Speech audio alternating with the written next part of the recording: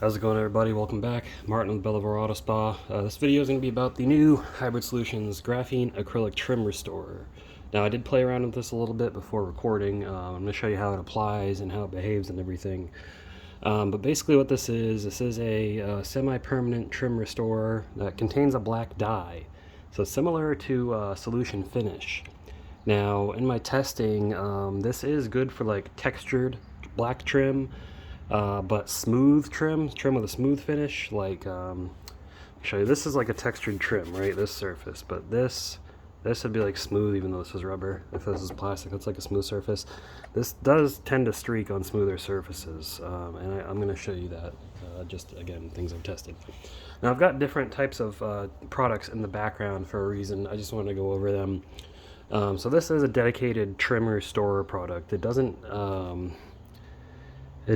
It says it has UV protection, so it should prevent against oxidation, sun damage, but it's not hydrophobic, surprisingly, which kind of threw me off. But again, we're going to take a look at that. Now, we've got the Hybrid Solutions Graphene Acrylic Tire Shine Spray Coating. That is very hydrophobic. It's made for rubber, but it does work on trim that I've tested, so you can use that on trim. We've got 3D's Magic Blue Dressing. This is a solvent-based tire dressing, or solvent-based dressing as it says. This works great on dried out trim. It will reintroduce all those oils that the trim lost, because if you don't know, plastic is a byproduct of oil, as is solvent-based tire dressings. Then we've got the hybrid ceramic, Meguiar's Hybrid Ceramic Trim Restorer. This is not a tinted trim restorer, so it doesn't restore a nice deep black and severely faded trim, but it does make like faded trim look like new again, and it protects, and it is very hydrophobic. It lasts a pretty long time too, as long as you prep right. And then we have Graphene VRT. Graphene VRT is a water-based trim dressing. It can be used on the interior as well. But with it being water-based, now it does have the graphene added, so it is a little bit more hydrophobic, but water-based products tend to not last as long. I mean, this is technically water-based too, but this... Alright guys, let me get a better example then.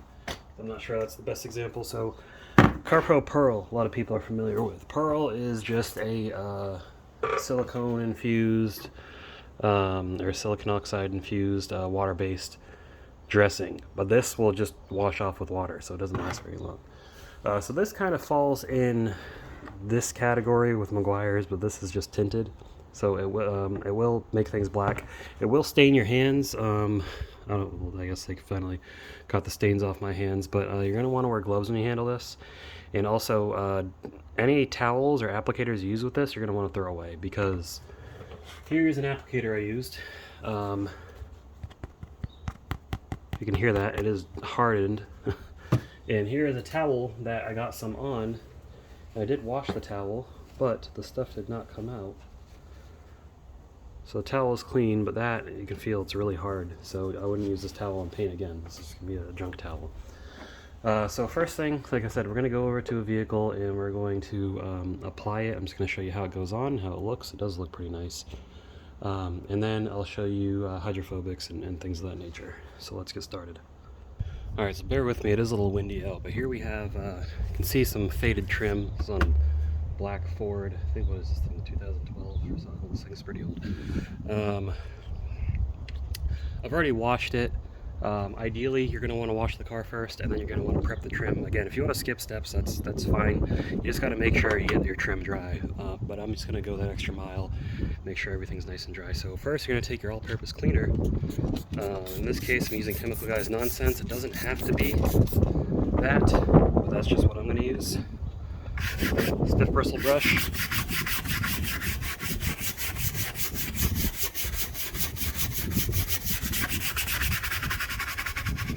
There is nice and clean, don't scratch the paint.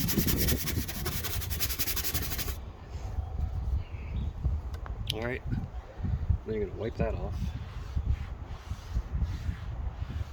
Now, ideally, if you have a panel prep spray, that'll work. You can also just use alcohol. I hope the wind doesn't tip this thing over. Panel prep sprays are alcohol-based. Good Lord, it is windy.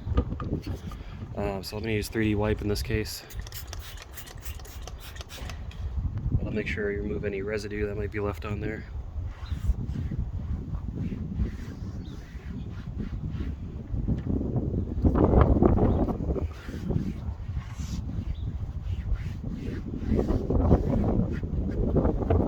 So the wind really kicks up right when I'm trying to do something. Alright, I'm going to give this wind a second to die down. Alright, so the area is prepped. Now you're going to take the product, make sure you take the seal off, shake it up. I use my right hand to apply it, so I got a glove on that hand. And open it up. Get yourself a fresh applicator. Just use some applicators that you're going to throw away, so we'll just use this cheap foam one that managed to get some dog hair from my clothes on it. Put a little bit on there, you don't need much.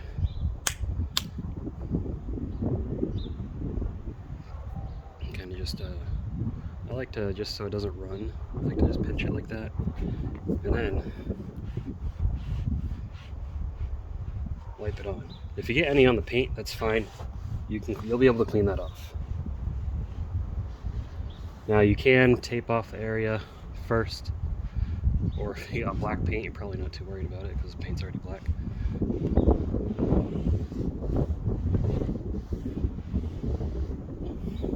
And that's it.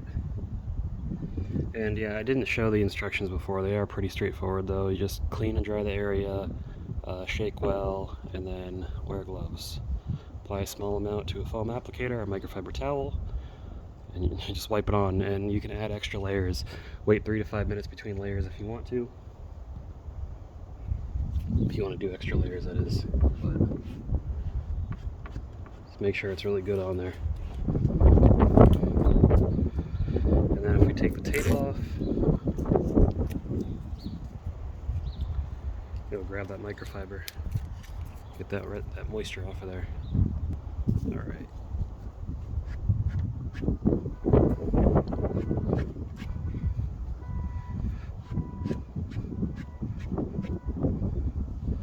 And there you go. You can see how it looks. That's with the dressing on it, and that's the area without the dressing. Now it does, again, if you got faded trim like this, it does restore a nice deep look. You know, it is even slightly reflective now. That's what you can expect from how it looks. Again, you can layer it on, but next I'm going to show you guys the hydrophobics. I have a different thing that I already coated the other day. It's a trash can lid. And I'm going to show you how it behaves with water. Alright, so this is the trash can lid that I applied to it. You can kind of see a distinct line here. I did 2 layers here, and then I applied it on the rest, just so you can see what difference 1 layer and 2 layers makes. And then I sprayed some water on it to see how hydrophobic it was. Realized it wasn't very hydrophobic, so let me show you that real quick.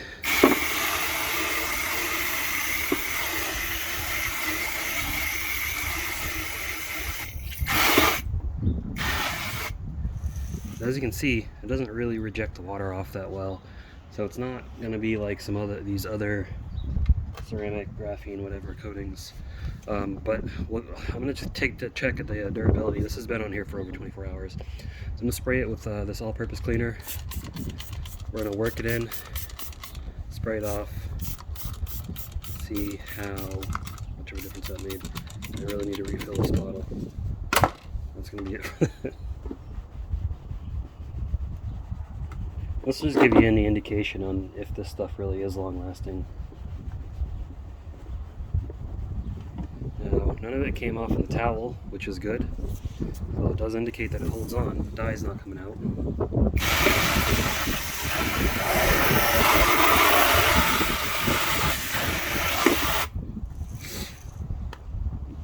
Alright, take a dry part of the towel, dry it off.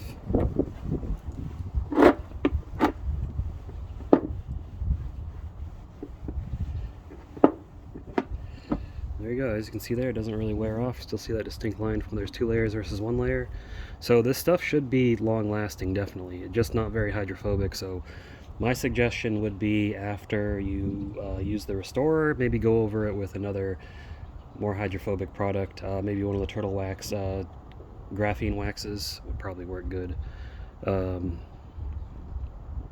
Matter of fact, let's test that out. Let me go grab my graphene to the max wax, or excuse me, the flex wax.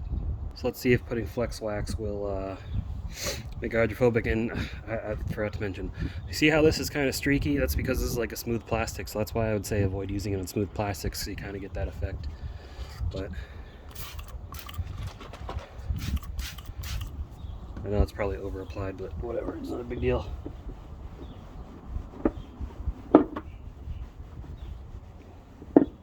work it in there.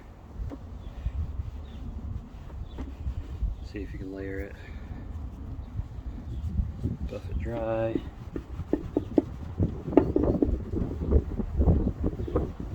See if that's made it hydrophobic at all.